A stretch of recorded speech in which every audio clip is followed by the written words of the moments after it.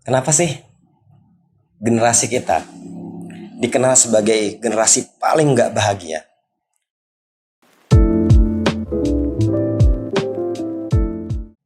Padahal ya, di zaman serba mudah seperti ini, konon generasi kita adalah generasi yang paling diuntungkan.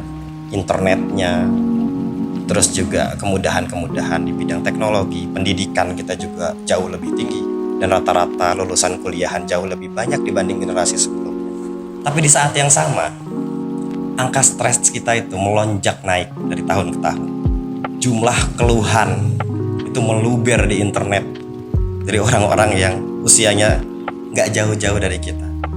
Soal kerjaan, soal keluarga, soal perkawanan, kayak nggak ada habis-habisnya gitu. Ini ironis gitu, di antara seluruh kemudahan ini, seluruh fasilitas ini, kita dikenal sebagai generasi yang paling nggak bahagia. Coba, kamu mungkin merasa bahwa angka bunuh diri misalnya, ini berat ya. Stres yang melonjak tinggi, dan semua ini sekedar cuma statistik. Dan kita semua mungkin pernah merasa kayak, aku nggak gitu kok, atau kayaknya teman-teman di sekitarku nggak gitu.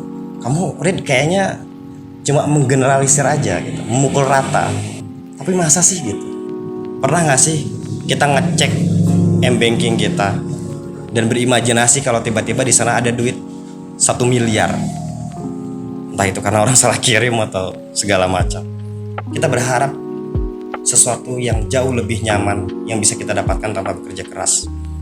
Intinya, seluruh hasil statistik yang kita baca di mana-mana, pertanyaan-pertanyaan dan imajinasi-imajinasi tadi tidak datang dari ruang kosong, plop, muncul begitu saja.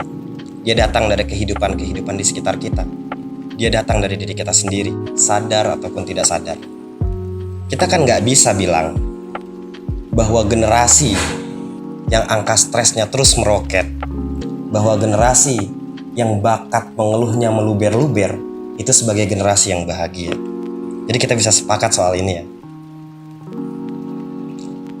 Simon Sinek punya bahasan menarik soal ini. Dia menambahkan lebih jauh lagi gitu. Seperti apa sih penampakan ketidakbahagiaan generasi itu? Pertama, kita merasa berhak atau entitled.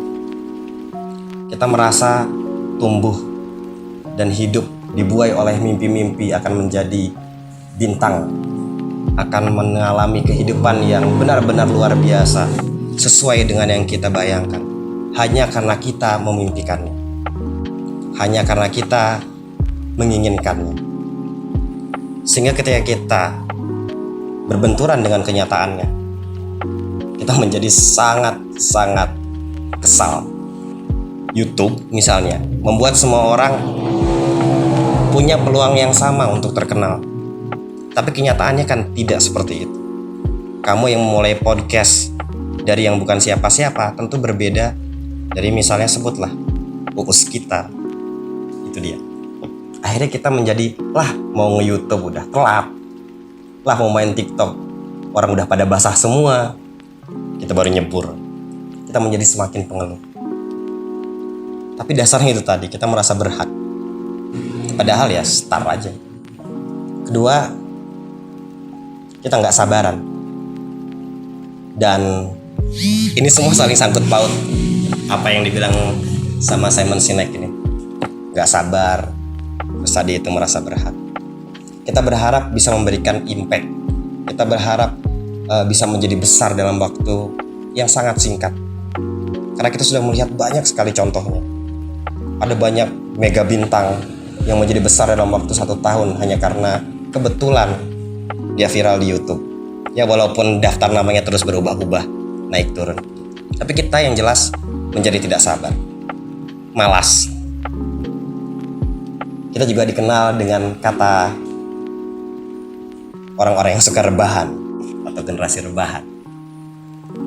Tidak fokus,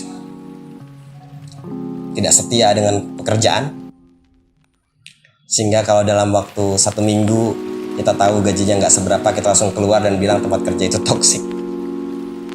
Kita mengira kita melebih-lebihkan nilai diri kita. Kita mengira pekerjaan kita setara dengan perusahaan itu sendiri gitu. Ya, tidak salah menuntut hak yang seharusnya kamu dapatkan. Tapi kadang-kadang kita melebih-lebihkan nilai diri kita. Menariknya lagi, Simon Sinek juga menjabarkan apa sih akar dari penyebabnya gitu. Pertama, karena strategi parenting yang buruk atau pola pengasuhan yang buruk. Ini bisa jadi karena sekolah. Ini bisa jadi, sangat bisa terjadi karena keluarga. Saya nggak tahu, kita semua diasuh dengan cara yang berbeda, dari orang tua yang berbeda. Tapi yang jelas, kata dia, kita punya satu kesamaan. Kita tidak diajarkan untuk berkompetisi, atau kita diajarkan kompetisi dengan cara yang buruk. Kita tidak diajarkan apa bedanya berkolaborasi dengan kompetisi, dan seterusnya dan seterusnya. Terus karena teknologi, wah, semuanya saling berkaitan, yang membuat kita merasa tidak aman, terutama media sosial, insecure. Setiap kali kita buka media sosial kita selalu merasa kalah oleh orang lain. Kita selalu merasa tersisih dari yang lain. Kita merasa harus lebih meningkatkan kualitas hidup kita di atas yang sebenarnya kita alami. Kita berpura-pura lebih makmur, kita berpura-pura lebih happy. Kemudian yang ketiga, karena lingkungan. Yang mana lingkungan tadi itu disebabkan oleh situasi industri, yang diciptakan oleh industri dan diciptakan oleh politik. Sekarang kita tahu sedikit banyak kenapa sih generasi kita nggak bahagia. Saya tidak akan mencoba memberikan jawaban untuk kita semua karena saya bukan orang yang cocok untuk itu. Tapi dari sini, setidaknya kita tahu apa yang mesti kita lakuin kan.